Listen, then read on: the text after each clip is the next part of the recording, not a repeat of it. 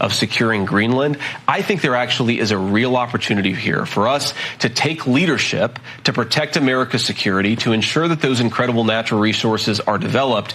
And that's what Donald Trump is good at. He's good at making deals, and I think there's a deal to be made in Greenland. I wish Joe Biden all the best, but the fact is he has left us dumpster fire, not just at the border, but also with the economy. First of all, we know that prices are way too high for many Americans. We have to work every single day to stabilize prices for American families.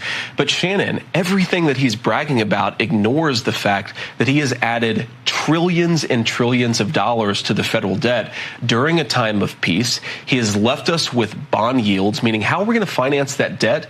We have to sell Treasury bonds. And the Treasury bonds have gotten more expensive because of Joe Biden's policies. So you go issue after issue. Oil prices are now shooting through the roof in the final 2 months of Joe Biden's administration, in part because of decisions that Joe Biden has made over the last few weeks.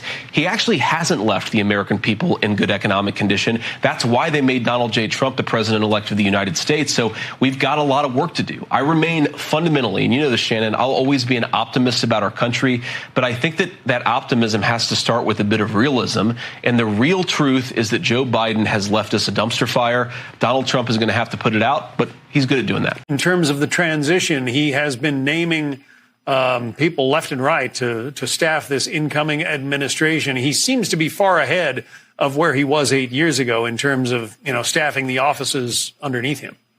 Oh, President Trump is so far ahead of where he was 8 years ago. So with regard to the cabinet nominees, we have 13 confirmation hearings coming up next week, which is ahead of the pace of where we were 8 years ago. And John, by the end of the month in 2017, President Trump only had about 3 cabinet members that were fully confirmed and passed out of the Senate. We're going to have 3 times as many completely passed out of the Senate this time in 2025. So well ahead of the pace before. Here's the other thing, though. When it comes to the personnel, President Trump and the transition team running about 40 to 50 times ahead of schedule with personnel in place by Inauguration Day as opposed to 2017. This team led by Susie Wiles from a top-down structure is really focused not just on getting people in place, but getting the right people in place. That's what's going to make the difference. Hitting the ground running, it sounds like.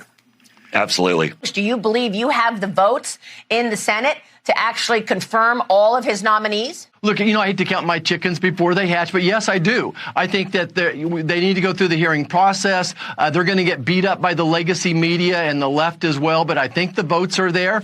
And as I've interviewed these people one-on-one, they've been great communicators. They're great leaders. They're very accomplished. Yes, some of them are outside the box, but I do think we have the votes.